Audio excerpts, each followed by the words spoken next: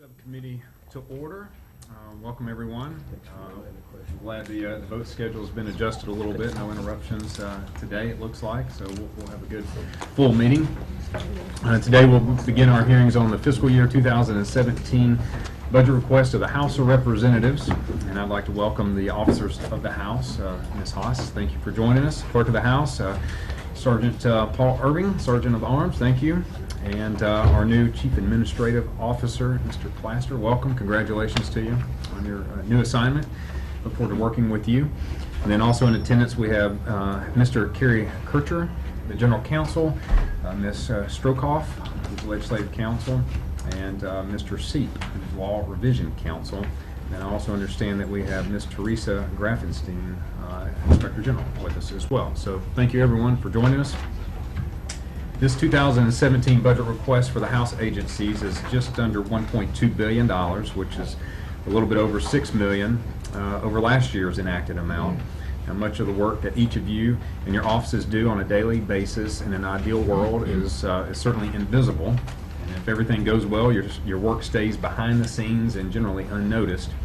However, we wanted you to know that this committee appreciates you and all the work you do for the House, and to keep the House secure and virtually and physically, and ensure that we have all the proper tools does not go unnoticed. And so we certainly recognize all the work you do for our work environment and keeping the environment safe. So I look forward to working with each of you as we have certainly some challenges facing us in this fiscal year 2017. And as we had a discussion yesterday, obviously there'll be questions, and our job is to review the request and scrutinize where possible and save taxpayer dollars where possible. But I know that y'all presented something that is responsible, that accomplishes the objectives you have in mind, and then the committee will certainly take that into consideration. And at this point, I'd like to welcome our ranking member, Ms. Wasserman-Schultz, for any remarks she might have. Thank you very much, Mr. Chairman, and I join the Chairman in welcoming our witnesses.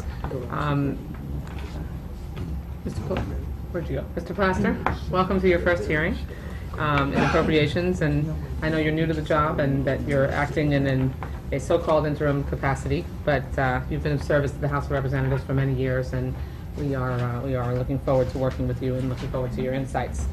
The budget before us unfortunately provides no increases for the members' representational allowance, our office budgets, committees, or leadership offices, with some increases for the officers of the House and for hearing room renovations. Mr. Chairman, I consider the House, as you know, the staff, operations in its buildings, our primary ward.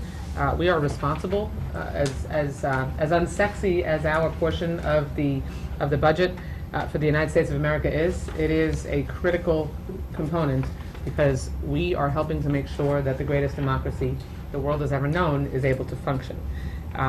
It is in both parties' interests to ensure that the House functions at the highest levels so that we can attract and retain the best and brightest talent. We've heard countless discussions here where we lose to other agencies because we continue to be less and less competitive when it comes to the salaries that we pay, the benefits that we provide, and our ability to make sure that we can provide the best and brightest with enough attraction and reason to come and work for us instead of other competing potential opportunities.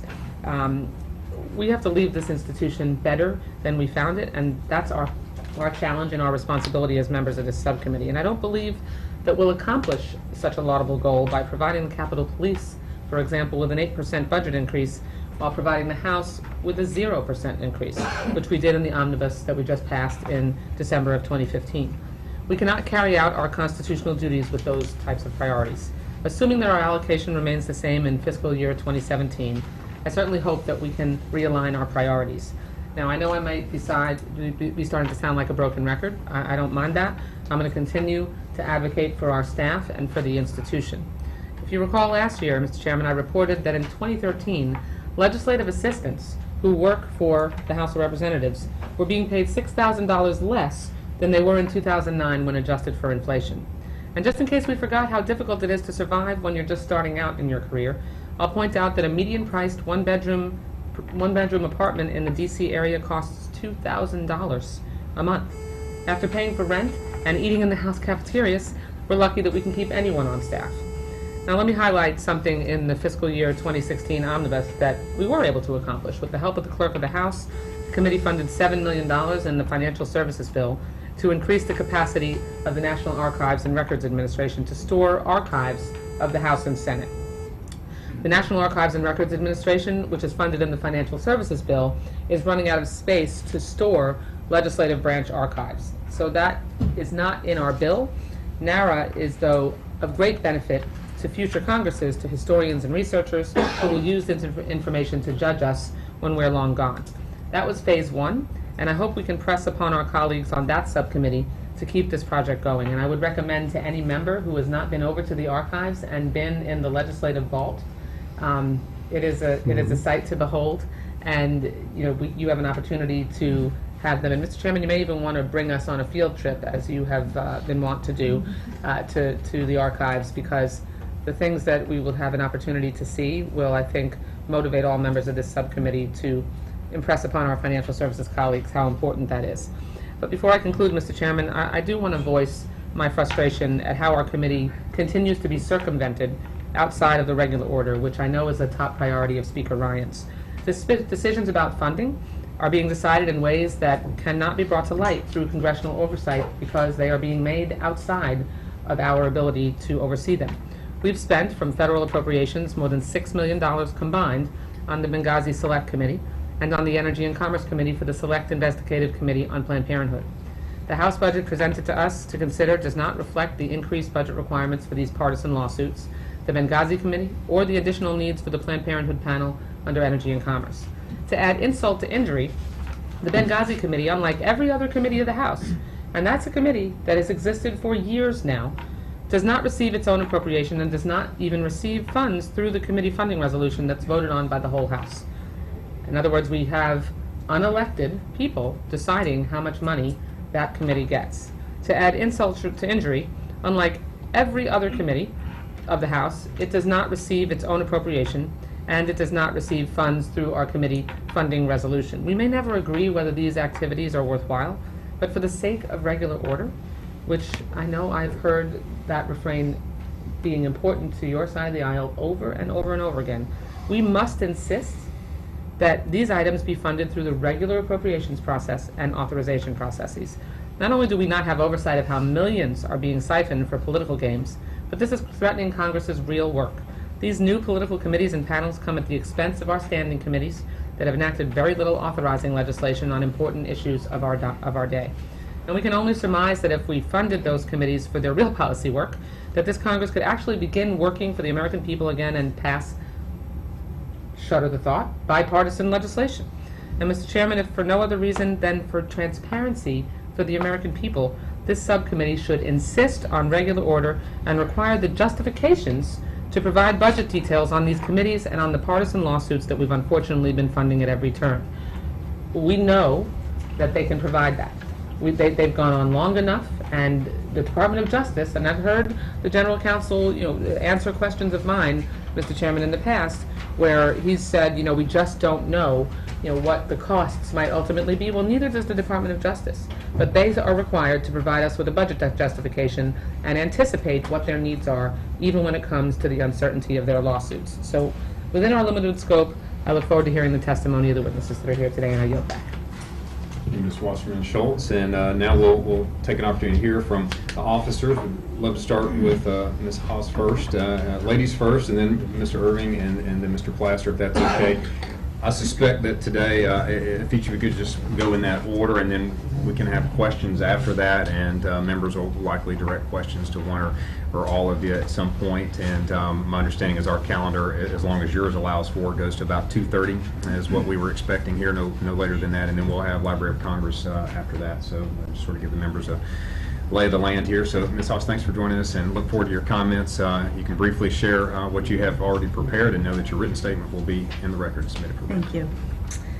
Chairman Graves, Ranking Member Wasserman Schultz, and members of the subcommittee, I appreciate the opportunity to testify before you regarding the operations of the Office of the Clerk and our fiscal year 2017 budget request.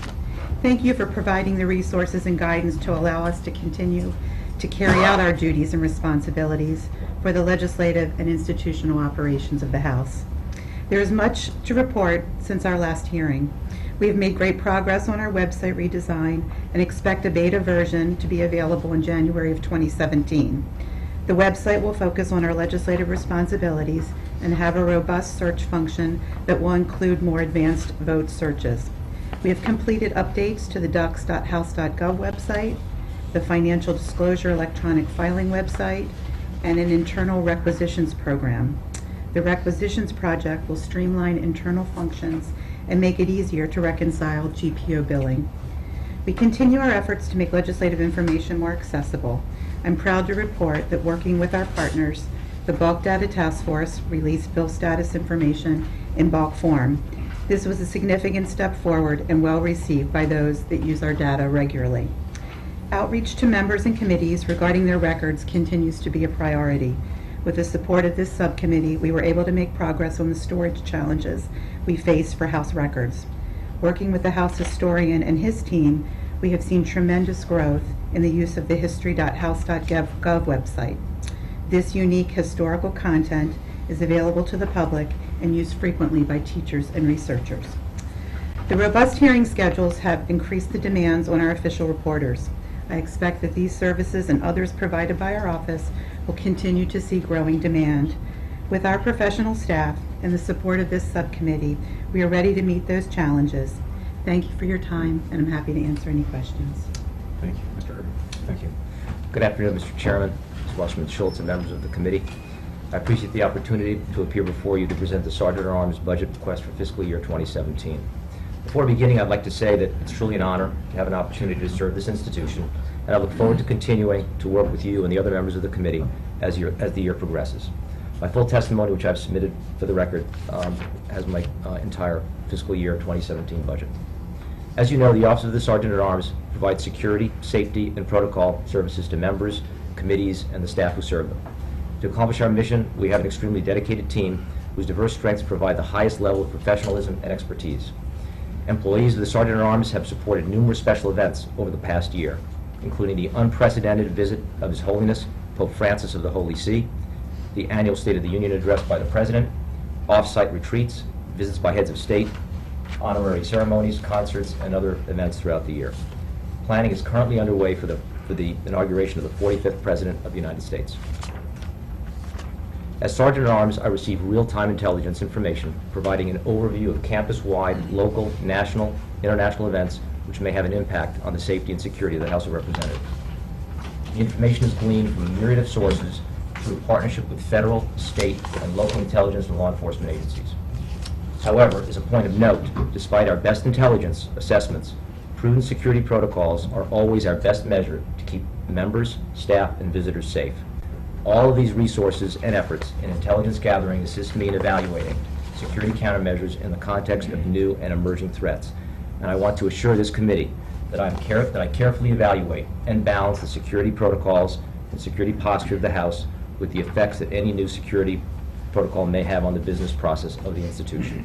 In partnership with the Capitol Police, my office maintains a strong, effective outreach program with member offices regarding district office security. We offer guidance on best practices, providing information on how to obtain a thorough security review and how to coordinate security surveys when requested. We will continue to provide this essential service to offices, remaining mindful of the need to provide cost-effective recommendations and solutions. Two of our most successful initiatives to date have been the implementation of mail hoods in the district offices and our law enforcement coordinator program. In closing, I would like to thank the committee once again for the opportunity to appear before you. I want to assure you of my deep commitment and that of my entire office to providing the highest quality services for the House of Representatives while maintaining the safest and most secure environment possible.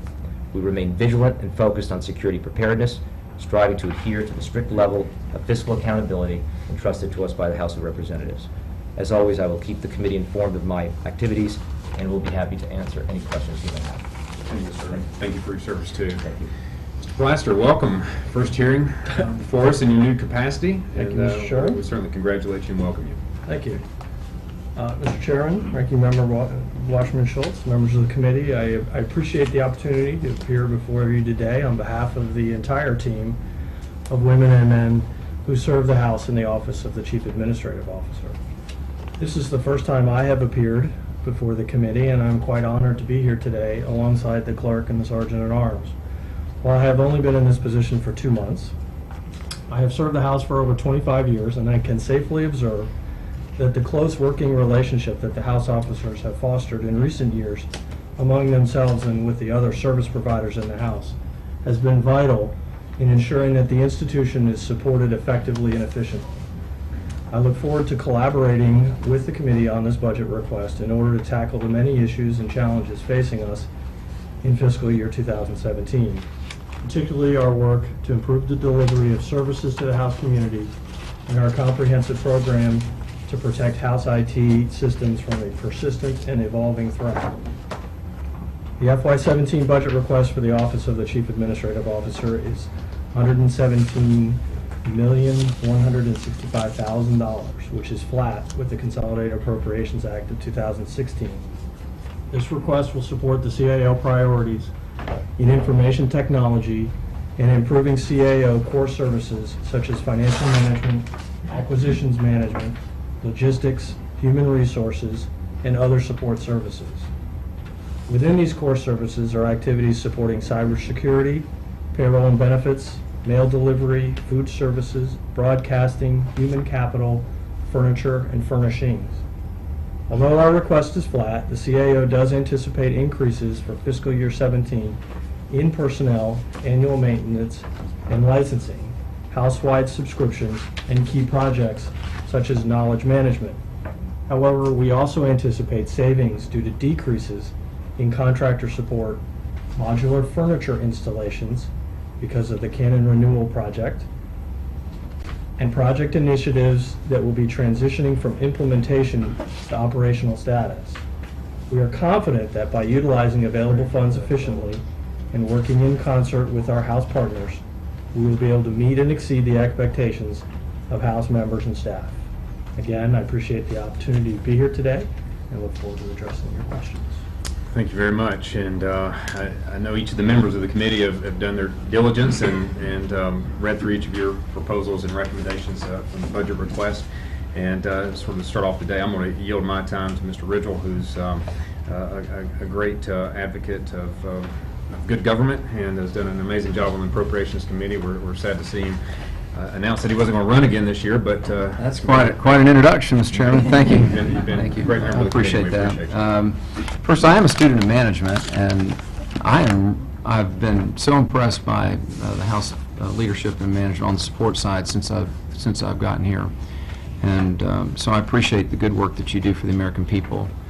Let me say that there's not a whole lot of common ground in this institution, unfortunately, but the comments that the ranking member made, I think that she's made a good point there.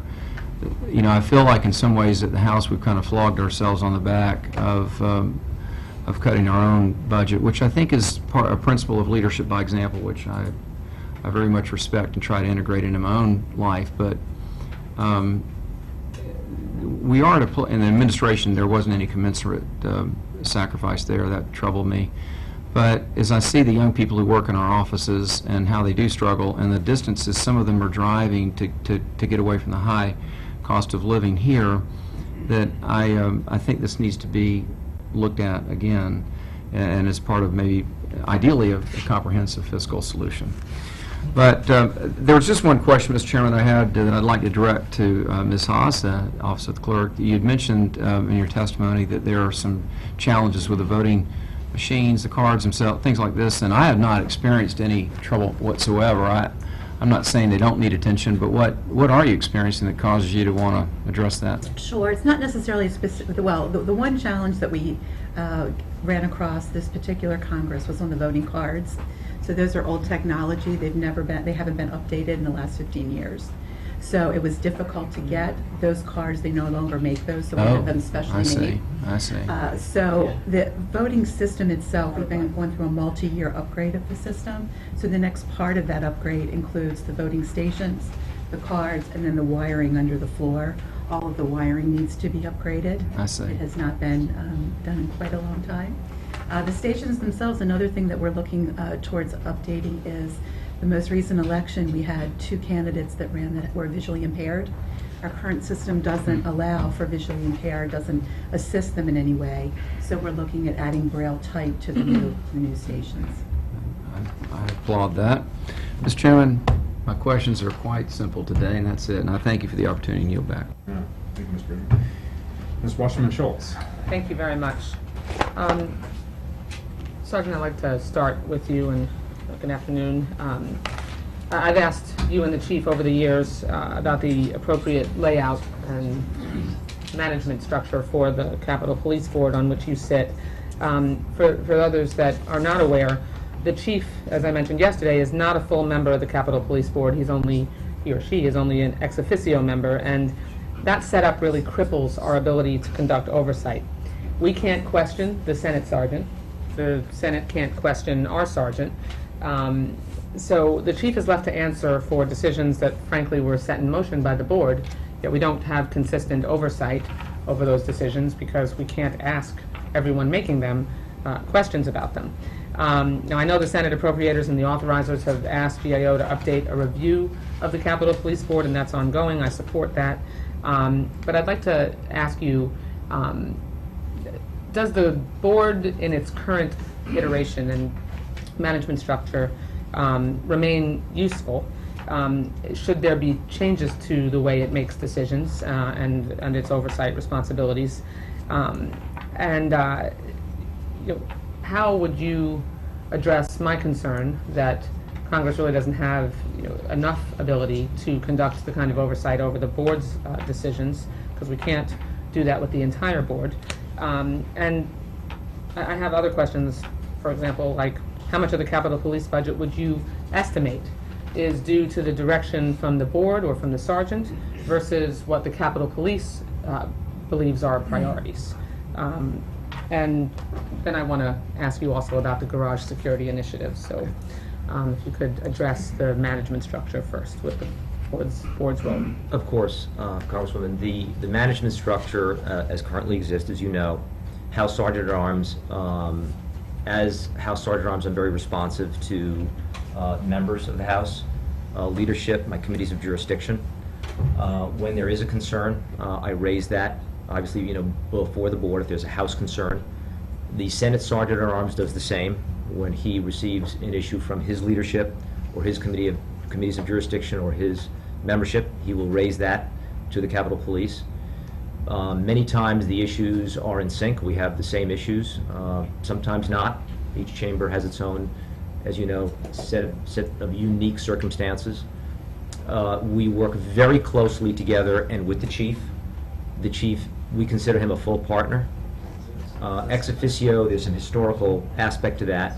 The Capitol Police Board hires the chief, and I believe that's one reason why, for that matter, maybe ex officio. But let me give you an example of what I'm talking about, Yes. because I appreciate that the sergeants each go to one another when there is concern from the other side. But I mean, we've had conversations outside of this setting in which, if you remember, when you and the Senate sergeant disagreed on the appropriate response to a security concern, and Yes. they made a different decision than you chose to when Yes. it came to evacuation of, I think it was an evacuation issue. it was the lockdown during during the Navy Yard. I believe Right, that- that lockdown Yes, issue. yes, And, yes. If that was something that this subcommittee chose to review, I can only talk to you about it, and to the chief, and maybe the architect of the Capitol, who, by the way, also sits on the police board, which most people don't realize. I don't have the ability, and there was a difference of opinion, to hold the Senate sergeant accountable. I will say that later this month, the Capitol Police Board will be meeting with the committees of jurisdiction on both sides, House and Senate, authorizers and appropriators. This is something actually that we've been discussing for some time to increase the transparency. So this subcommittee is going to be meeting with the Capitol Police Board along with the House administration. Yes. There's an invitation, I believe it's the 16th of this month, but if not forthcoming. But it is, we've discussed this issue of transparency, and we think it's important for our oversight committees on both sides to hear what the Capitol Police Board has to say, listen to some of our how we make our decisions, talk about some of our agenda items. But do you think my specific question is, do you think there needs to be reform to the way the Capitol Police Board functions and makes decisions in order for us to ensure that we don't have to rely on you being willing to sit down with us in a meeting? I don't think so. I believe that I, as I report to your committee, to appropriators, to the authorizing committees, to leadership, I believe that I receive clear direction and oversight, and I carry that to the board. I also make recommendations to you, to leadership, to authorizing committees, to members, on my best view on our security posture.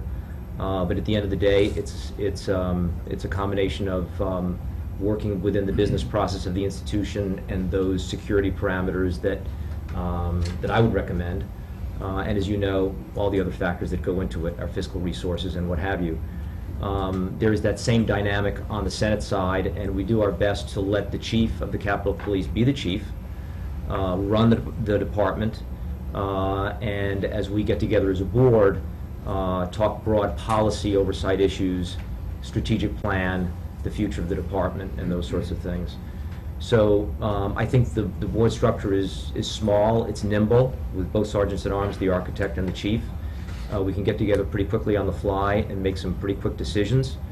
But I'm always available to, interact, obviously, with my committees of jurisdiction and leadership, if there's anything that is concerning, to you that I must bring before the board. I look forward to the GAO recommendations, because I remain concerned. I want to ask you about the garage security initiative.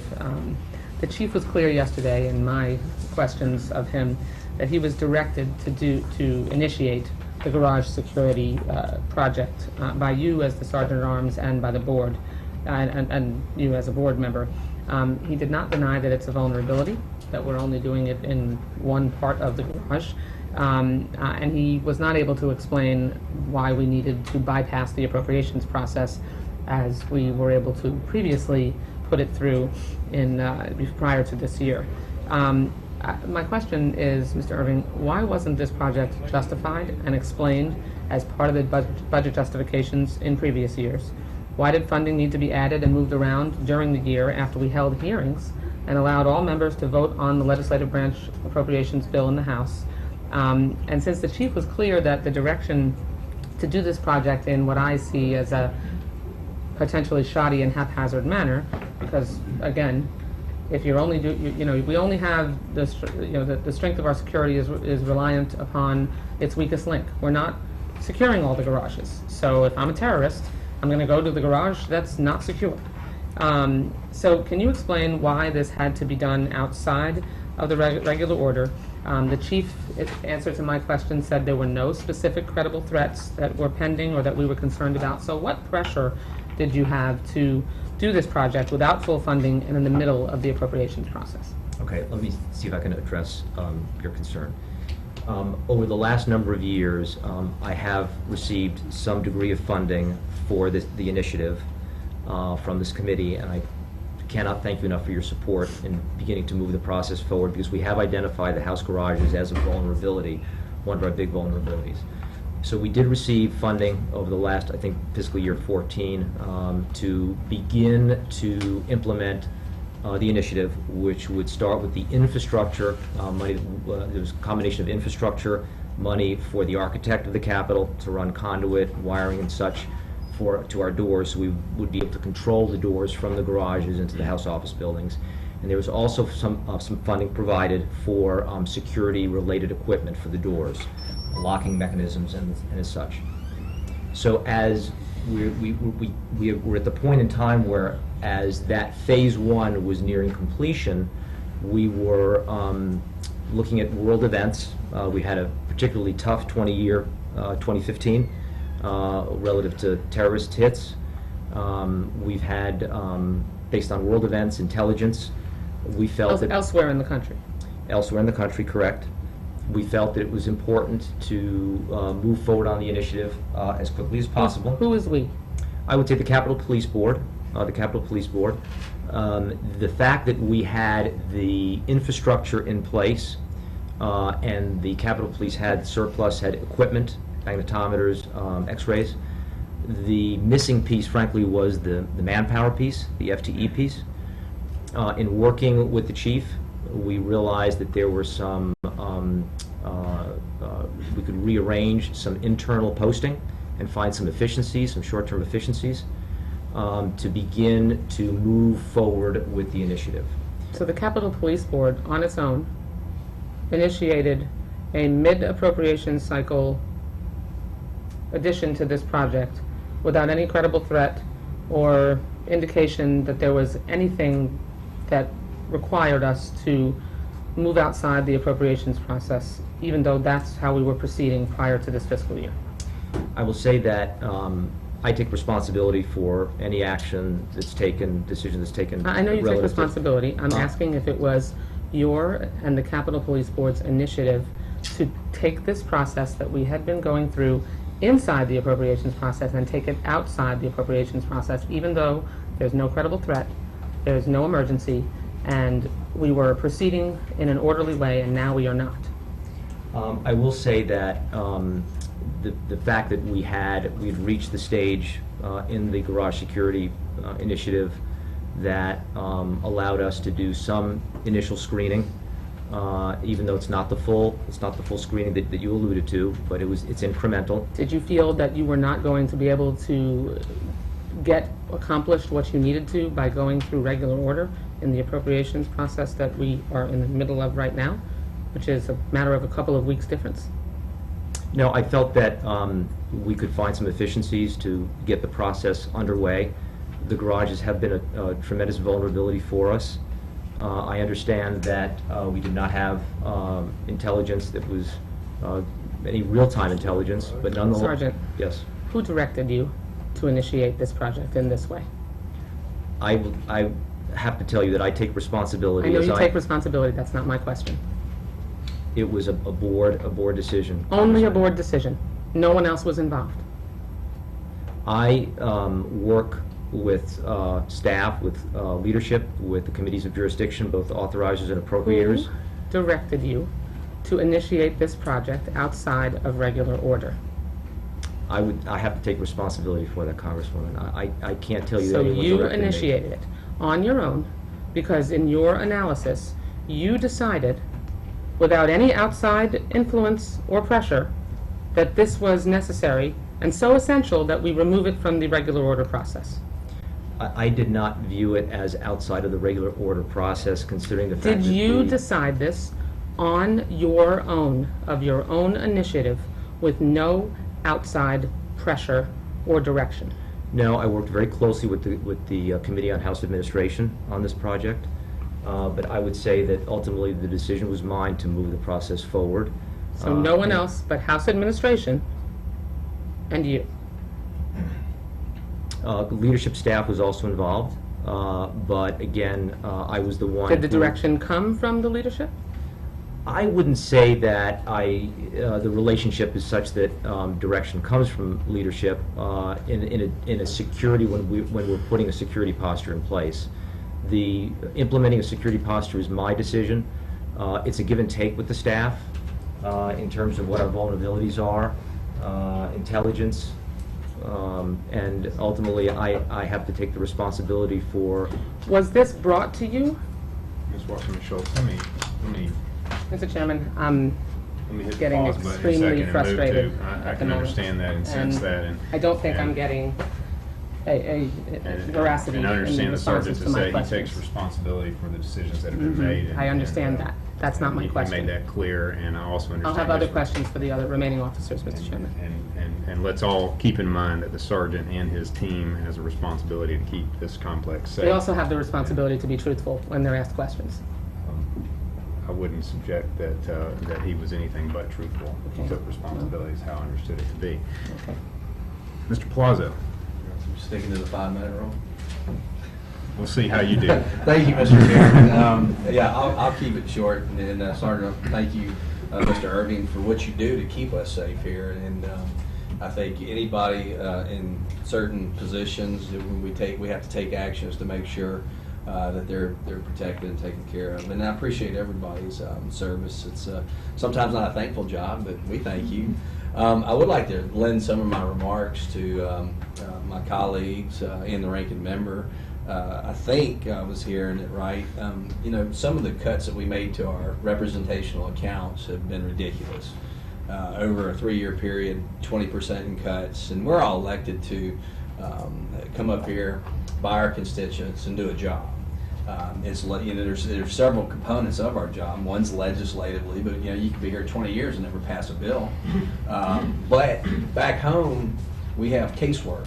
We have interactions where constituents come to us, and when they come to their member of Congress, they're desperate, right? They don't come to us first. They usually come to us last. They exhaust whatever approach they have with whatever federal agency. And in my district, we have Veterans Administration. We're heavily military oriented, so we do a lot of VA work, and I want to have talented staff that's not afraid to work hard and make sure our constituents are taken care of. So I just think any restoration to our MRA that we can make, it's good business, because we want to keep talented people around so we can take care of our customers, which are our constituents. And I just 20% cuts. I mean, and I won't beat it to death. I might, but you know, it worked so well for us the first year. You know, we came back and cut the other wrist. It's just makes no sense.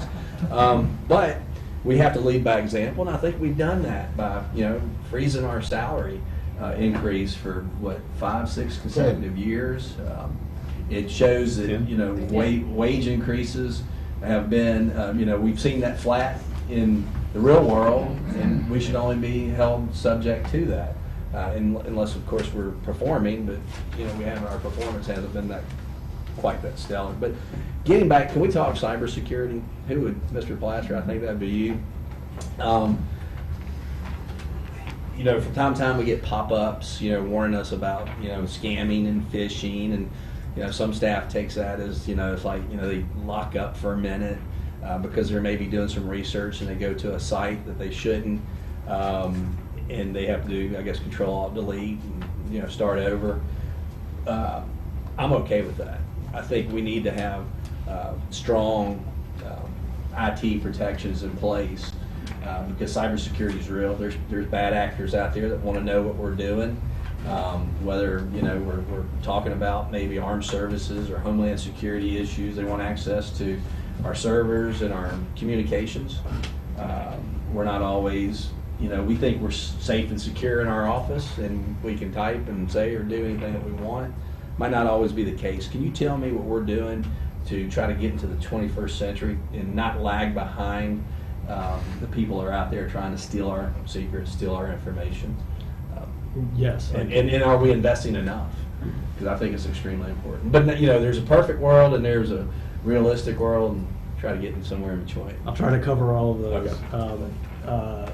What we're doing is to adjust our cyber defenses against an evolving and very sophisticated threat, as you point out, is we're evolving our defenses from an older model that came up over the last 10-15 years that was more focused on perimeter security on the Haas network. We had very sophisticated tools that were put in place, sort of, and that was, I'm oversimplifying, but it was kind of the model for IT defense. Lately, as has been evidenced by events that have been in the news, OPM, Target, and others, the nature of the threat has changed fairly dramatically, and the sophistication of those who are trying to infiltrate our network has increased dramatically. And they're not knocking at the front door anymore. They're finding much more creative ways to get into our network and then move within our network once they're inside. So looking forward, we are concentrating, if you will, on 3 general areas. One is the perimeter defense. Those are, again, very sophisticated tools run by very, very smart people that are monitoring what's coming and going out of our network. Just to give you an idea of the volume of network traffic, we received in 2015 about 200 million emails into the House of Representatives. Roughly a third of those could be categorized as virus, malware, or spam. So we're stopping roughly a third of 200 million emails coming into that. So it's just emails using our tools.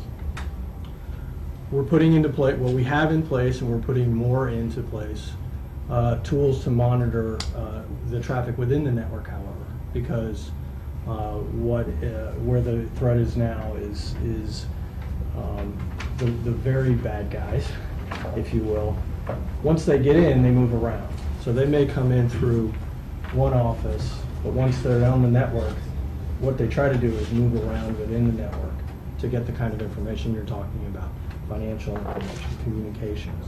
And then they want to take that and get it out of our network without us knowing. So we're putting in place additional tools to monitor for that kind of activity so that we can stop it if they try to do that. And we are segmenting up, if you will, the network to make it harder to move around from one office to another. And then the third component really is the users. 12,000 users on the House network. Every one of them is a potential vulnerability. And that's why you see the requirements on password changes and information security training that you see.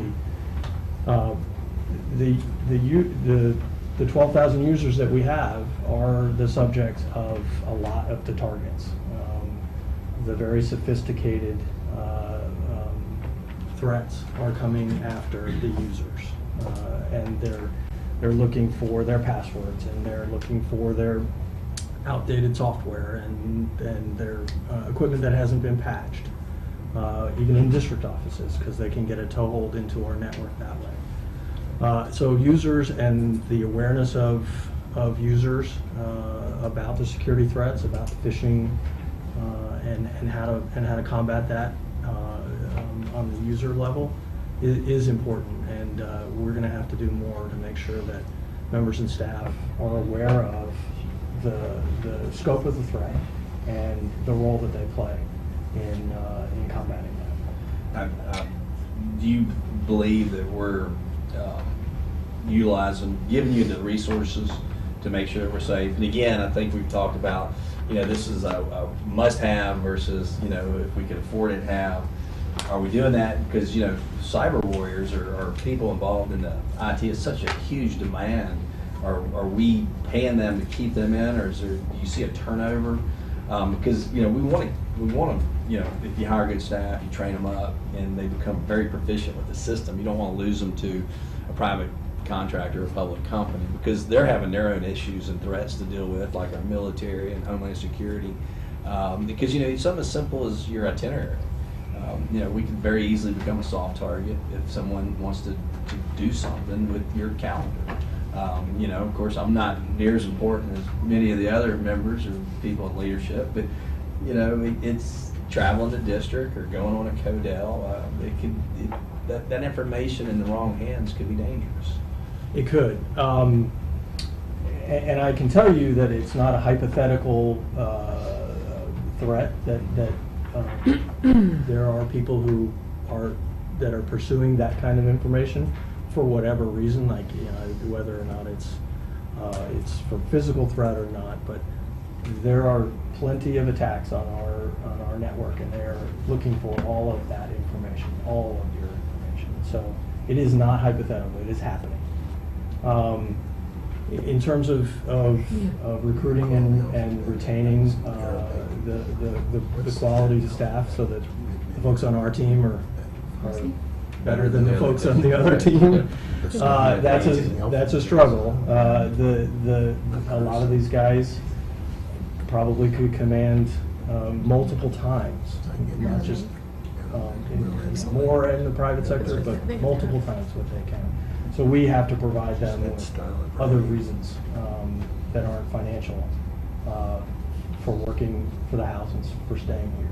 And we have to work very, very hard to give them those sorts of rewards. But we have very good people, and I'm very content with the quality and the dedication of the staff that we have.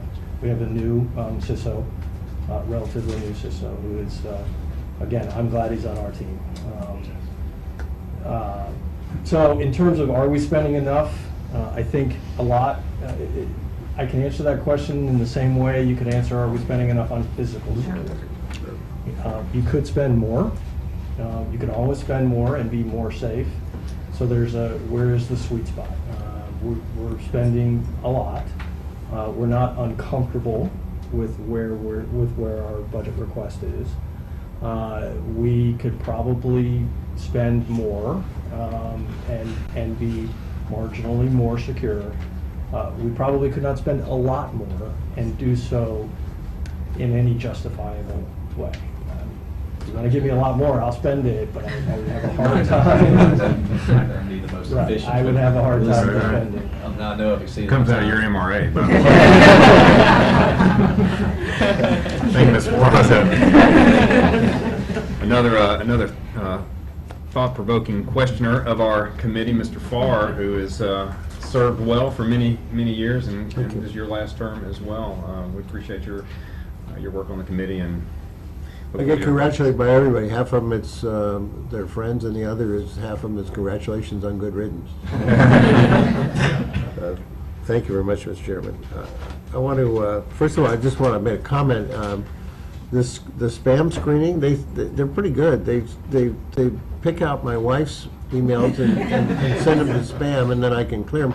But the Arabic messages in Arabic get all the way through, right to me.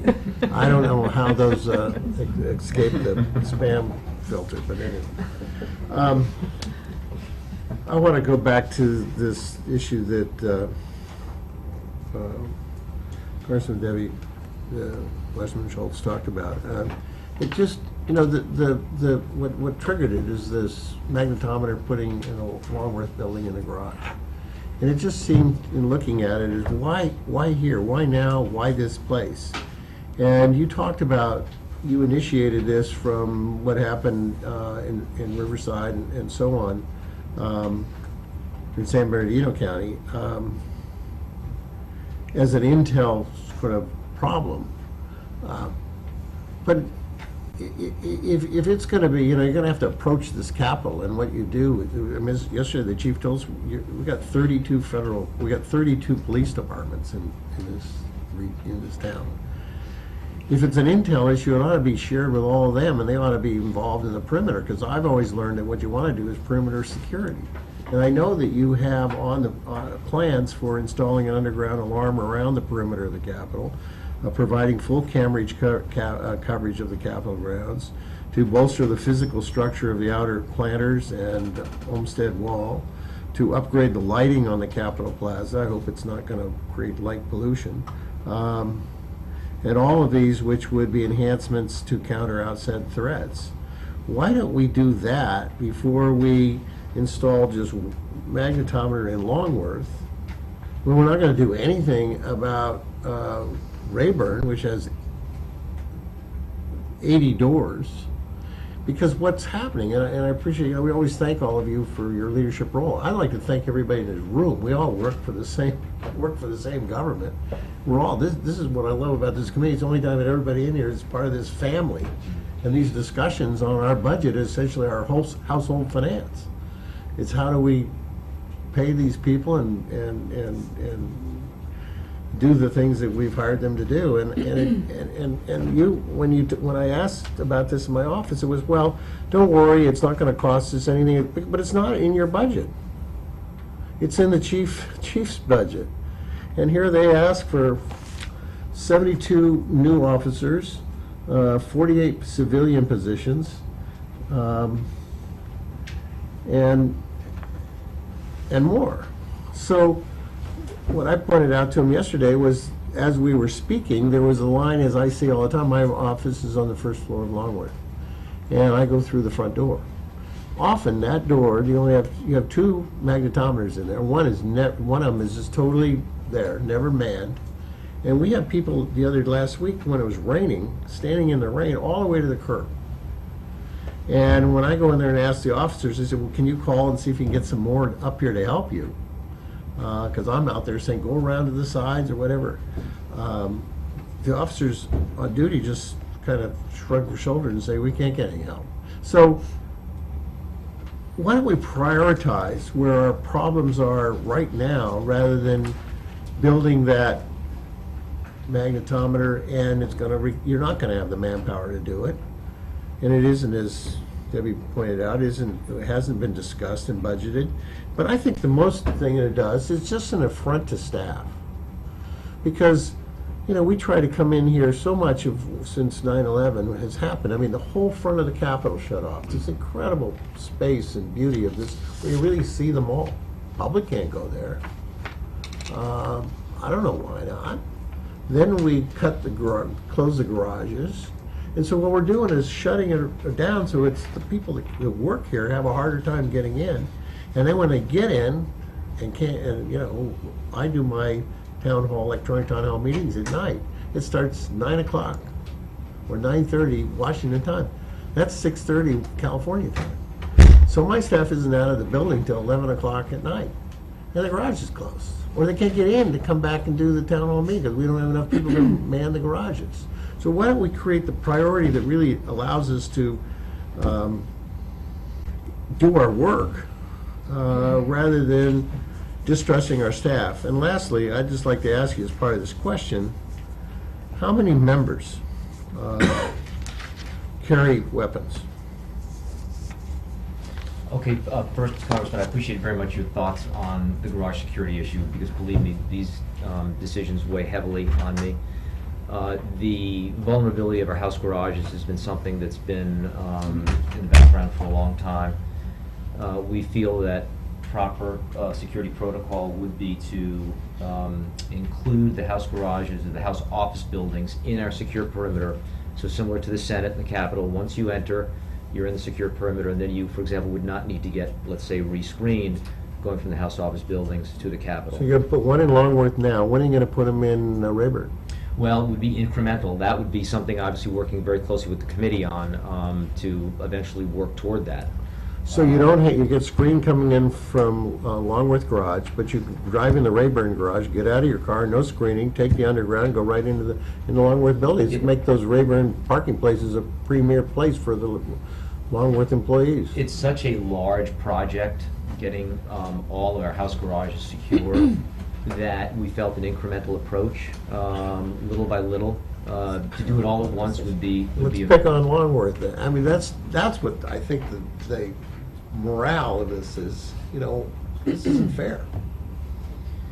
Well, the Longworth Cannon, that the East and West Underground were certainly the easiest, along with the Ford Building. The Rayburn, as you've said, is quite a bit more of a challenge. Why not do it all at once? We could do that, but we'd rather get Is some it such a high security. priority you have to do that right now? I mean, we're going to solve the San Bernardino threat by putting up one magnetometer in Longworth? It's a judgment call, but I think those of us in the security field would like to put as much security in place Sure, as you'd love possible. it. That's mission creep, and that's, I think mission creep here is, one of the criticisms I have, and I've talked this to you, and you even suggested that we could do a lot more with interoperability of all our other law enforcement stations. We're building an empire on the hill, a 4-block restrict. I mean, your budget is bigger than my town of 200,000 people that has a gang killing almost once a week. I'd love to have this budget for my town where we really do have threats, and those are drive-bys, innocent people getting killed, kids walking home from school mistaken identity, and dumb, you're dead. It is I don't talk about this budget back in my hometown because people would be angry as hell. You're sort of taking care of yourselves first and not taking care of us. I think that we have to set priorities. I think this Longworth magnetometer just doesn't seem to have gone through a normal process of thinking this out. I think you ought to be more involved with working with all these other law enforcement agencies. Why we have to have our own SWAT team, our own dog team, our own bomb squad, our own chemical squad, just among the Capitol Police. And as I understand it, the board sets all of those mandates. Then they come in here and need all this money for overtime. I mean, the budget is just expanding.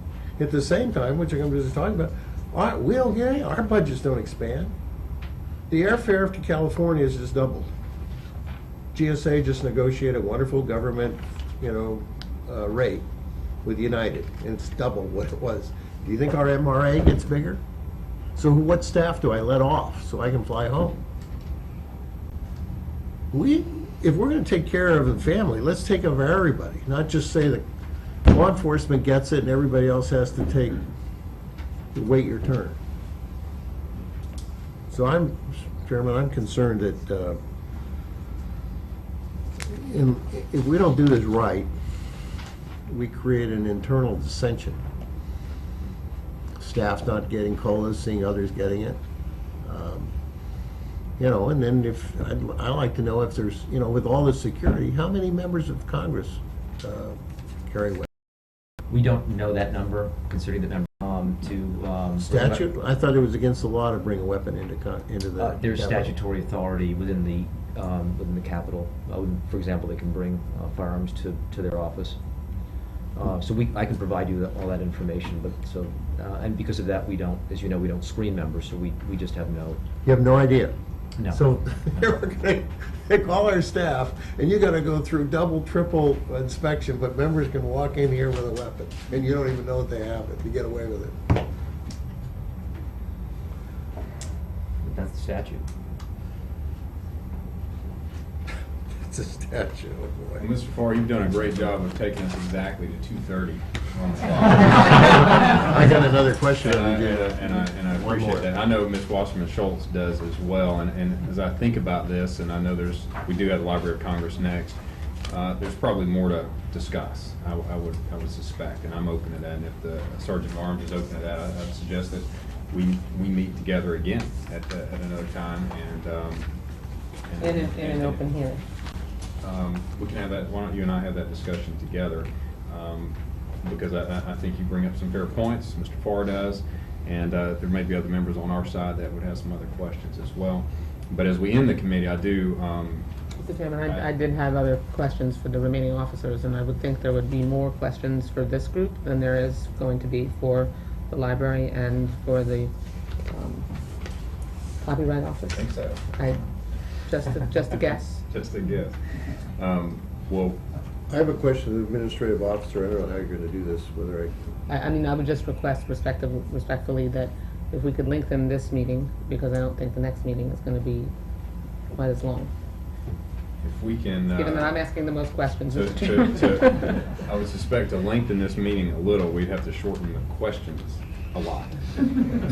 Because our questions tend to be very long, and it does... I'll do the best I can, but we have an abbreviated hearing schedule, so we're having to cram a lot in just a few meetings. I understand. Well, let me say for Sergeant of Arms real quick, just hearing the discourse here a second, I don't in any way want you to sense that there's disrespect for what you or your team does. We're grateful for the security you've provided, and I don't personally believe it's the role of this committee to micromanage each and every activity you do. It's obviously our role to take heed to the requests you've made, the spending, and then to make our recommendation back as we pass the bill through. But I suspect there is an opportunity for each of us to get back together to maybe resolve some of the questions that are still outstanding. I'd look forward to that. I really would. And Congresswoman, I do want to address some of your points as well, because I don't want there to be a question, a veracity question in your mind. I can, if we have more time, we can chat a little further about this. I just want you to know that I do make the ultimately. Many members come to me day in and day out, but I ultimately make those. But I'd like to engage a little more conversation with you on this. That's what I. Yeah, you have a very challenging role, and but a great track record with this complex. We're grateful for that. So one question each, is that what I understand? Mr. Plaza, do you have a question for anyone else on the panel? No, was Mr. Farr trying to make a point to let our staff carry weapons? I think it's only fair. If everyone's carrying weapons, and if we go to enhanced carry, maybe we should let our staff carry. Well, I think I was leading your suggestion that we ought to lead by example, and if we're going to not allow anybody else to have weapons in this Capitol, we certainly shouldn't allow members to have them. I apologize. Like my wife You're said, just following the I only law, hear right? what I want to hear. Yeah. All right, Just exercising my Second Amendment. Ms. Washington Schultz. Thank you, Mr. Chairman. I have two questions for the CAO, so Okay. I'd ask your indulgence in asking both of them. You asking them together or jointly? I'll ask, I'm happy to answer, they're completely different questions, but I'm happy to answer them, to ask them together, and I can assure you that the CAO knows they're coming. Okay. So. Briefly, last year, Mr. Kircher and I went round and round over his inability to budget for the partisan lawsuits that appear to be cropping up against the administration over the Affordable Care Act. And, Guantanamo Bay now is being prepared, and Planned Parenthood Select Committee. And we recently learned that Mr. Kircher has hired another law firm to eventually enter into legal action against the Obama administration to prevent their intervention and their efforts at Guantanamo Bay. We might disagree on the merits of the cases, Mr. Chairman. That's not my issue, but you can sense the running thread through everything I've asked in our last two hearings is that we're doing things that we absolutely could anticipate and have the right to exercise oversight for here outside of the regular order process. And as a result, unelected, no disrespect to Mr. Kircher, but he was never elected to anything, and neither was the CAO. And so the decisions about millions upon millions of dollars made outside our regular order process aren't responsible. There's no agency that knows exactly what litigation they're going to enter into, but there is a possibility of, just like the Department of Justice does, anticipating what their needs are going to be. But we're doing a disservice to the House if we continue to fund lawsuits through reprogrammings, because those are not public documents. No one sees that. And, I know, Mr. Chairman, you're committed to regular order, and so many of your members are. So, since we don't get an estimate of the lawsuits, I do want to enter this article into the record, if I might, because we do need to know what the House majority has spent thus far on taking this administration to court. And so I'd like Mr. Plaster to give us an estimate of the total cost that's been reprogrammed from other House offices since 2011 to now to the Office of the General Counsel. That's my, and I'd like Mr. Kircher to provide details of his budget, how much has been spent or budgeted for each litigation that he's entered into from 2011 to now. And if they can get me that information outside the meeting, I'd appreciate it, because it's important. But Mr. Plaster, the other question I have is regarding Sodexo, who is the new vendor that has taken over the cafeterias as well as our convenience store and dining room. And I don't have to tell you that there have been, and there's been an explosion of complaints about both the quality of the food and the cost of the food. And again, we have hard-working young people here who are not earning very much money, and it costing them an arm and a leg to eat is really unfair. I mean, when you have the New York Times write an article about how bad and expensive the food is in the house cafeteria, you have a problem. So I'd like you to just answer, when is the contract up for review? We're putting up a lot of money for infrastructure to redesign the house cafeteria, and I want to make sure they succeed.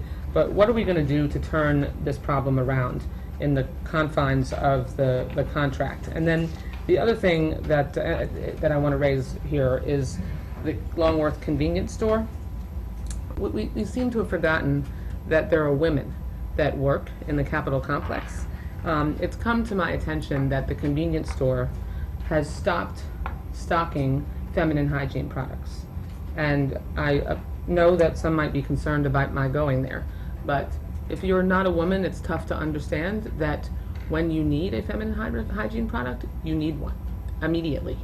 And so for the convenience store to stop stocking products like that is really inconvenient. the opposite of the purpose of a convenience store. The other thing, which I know may have more to do with the architect, but if you could take it into your responsibility to communicate with the architect. Every woman has faced the frustration, whether it's a staff person, a visitor, a member, who goes into one of the women's bathrooms anywhere in the Capitol complex and found a completely broken feminine hygiene product machine. And I had my staff text me today a machine that has an out of order sign on it, and I will show it to you. It's right here, out of order, just today. These are essential items that are just as essential as toilet paper is, and it's absolutely a necessity. And so I would like to ask you what we can do about making sure that the convenience store is stocked fully with the range of feminine hygiene products that women need, and also to make sure that we have functioning machines, which, quite frankly, my colleague Grace Mang has raised this as well, should be free. It's like charging for toilet paper, and we certainly wouldn't want to do that. So if you could respond to that concern. Mr. Plaster, real quick, so the question on the dollars from 2011 forward, if you happen to have that, feel free to share that figure. I imagine that's a pretty simple number. $2.891 million since 2011. And then I know the cafeteria question is something you're probably prepared to give a bit of a response to. And then the other questions, I don't know if you're ready for a response. But obviously if you're not, I know that Ms. Wasserman-Schultz would be. And welcome to your first. Obviously, food service, it's to no one's surprise, has been often brought up and brought to my attention since my first day on the job, and with a variety of complaints. And it is a daily occurrence where I am engaged with our contract management folks and the Sodexo management in an effort to help them better adjust to the environment that they are now working here in the house. I believe they are committed to making those adjustments. They may not be happening as fast as all of us would like them to, but I think they are sincere in their efforts to effect the changes and the improvements that have been asked of them. So we're working on that every day. And we have the ability to terminate their contract for cause. For cause, we would, as in any contract. The specific answer to your question is, when is their contract up for review? It would be 2019. The contract started last year, so their base period ends in 2019. As for the other issue, I found out this morning that the complaints similar to yours had already been registered, and the vendor has responded already with some additional stock. And I was in contact with the superintendent of the House office buildings this morning, and made sure that he understood your concerns. He is, as we speak, I believe, making sure that those are addressed. Thank you. Just, I mean, not to go into too much detail, but I saw what was added to the inventory in the convenience store today, and that's insufficient. We'll continue to review. So if we could expand the availability, that would be great. And Sergeant, the meeting you referenced is a staff meeting. It's not a meeting with members, so that's not the same thing. Related to the Capitol Police Board and House Administration, that's a staff level meeting. So Yes, that is staff, but we can certainly absolutely do members as well. So I'll address that with my counterpart with the Senate Sergeant Arms and the Architect. thank you. Yes. Mr. Farr, you had an additional question. Just a suggestion on the Sodexo issue. My staff gave me this note that Francisco Fimbris, who's supposed to be the liaison with Sodexo, and never responds to emails and has no on-site phone. There's not even a suggestion box in the cafeteria anymore. We've got to make some way to get complaints held. They're all going to come. The menu issues are going to end up in your office. So, But I have a bigger question, and I think it's been the theme all around here, is that why don't your office ask for a budget for a bigger budget for members' offices? I mean, this budget that we're dealing with, the appropriations bill deals with, is Library of Congress, Capitol Police, the Architect of the Capitol, the GPO, Congressional Budget Office, Library of Congress, CRS, and that's just the name of a few. And all those budgets requests funds to cover natural salary increase, merit awards, and COLAs. For FY17, the COLAs for these agencies is 2.6%, which is exactly what the President asked for in the pay raise request, plus locality pay. Last year, this committee was forced to return $33 million to the Treasury because the House had hit its authorized cap and could not use these funds to increase allocations to House offices. These could have been used for our COLAs. And we haven't had a COLA increase in 5 years. Our staff hasn't had, I mean, members in 10 years. That's our fault because we don't vote for it. But not our staffs. Haven't had a COLA increase in 5 years. But in the interim, the inflation costs have risen 7.7%. That means our offices had to do the same or better jobs with less money. And that stretch is really causing problems in our office now. So my question to you is, why don't you ask for an increase in our members' offices? And what is keeping you from bumping up the budget number? And I want to add to that, GSA just came out and negotiated the new government rates, which numbers fly by. And from Washington to San Francisco, it's double what it was. And so we have to just eat that out. And what happens is you end up, frankly, having to let people go, you know, who thought they had a career, or at least whatever career you have in politics.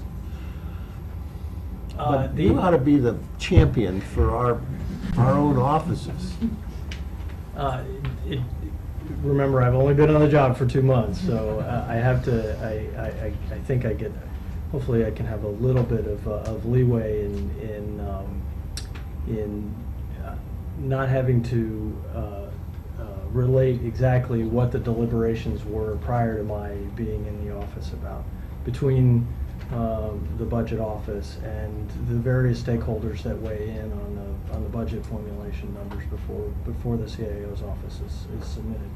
It is a discussion between our budget office and this committee and the House Administration Committee and others that leads to a consensus about what the submission is. If the committee Well, why did $33 million have to be returned? I can't speak to that. I wasn't. I'm not familiar with the circumstances around that. We can find out, and we can certainly get back to you on that. From last year, you're talking about. Yeah. But in terms of the request for FY17, if the committee feels that it's important to add money to the budget request for the MRA, that's certainly. But do you take into considerations like this GAO? We all have to travel with that rate. And maybe in some areas it's gone down, but transcontinental traffic is really going up.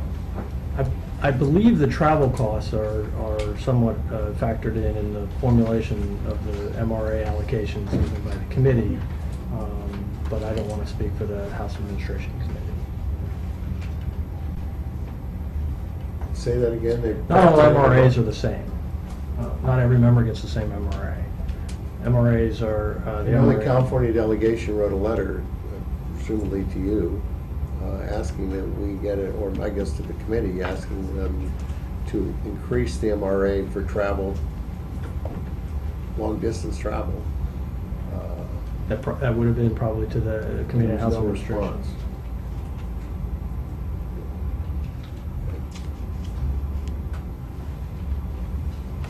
Mr. Farr? Yes, sir. I'd recommend also that, and we can do this from our offices, just to reach out to the House Administration Committee as well. They're heavily involved in formulating what MRAs comprise of for each and every member based on some formulary calculation that's adjusted based on cost of living and other things. That's my understanding. We don't go over the Senate's budget, but the rumor was that the Senate gave their staff COLAs. That's quite possible. As you'll recall, the Senate has not cut any spending in the Senate or Senate offices or any of their funds or COLAs since, I guess, since 2010, while we've taken the 21% cuts. They, in fact, were increasing their office budget. So It's a good thing we're leading by example. yeah, Somebody the sure Senate followed. doesn't often follow our great examples, trust me. Well, each of you, thank you for joining us today and for the extended time you gave us. Ms. Haas, you had the easiest question of the day, apparently. Mr. Irving will look forward to following up, and congratulations on your successful completion of the hearing today, Mr. Plaster. And I guess we'll hang around a few minutes for Library of Congress to adjust. Feel free to take a break, Mons. How about we recess, what, 5 minutes? You good with that? Yeah. All right, we'll recess 5 minutes.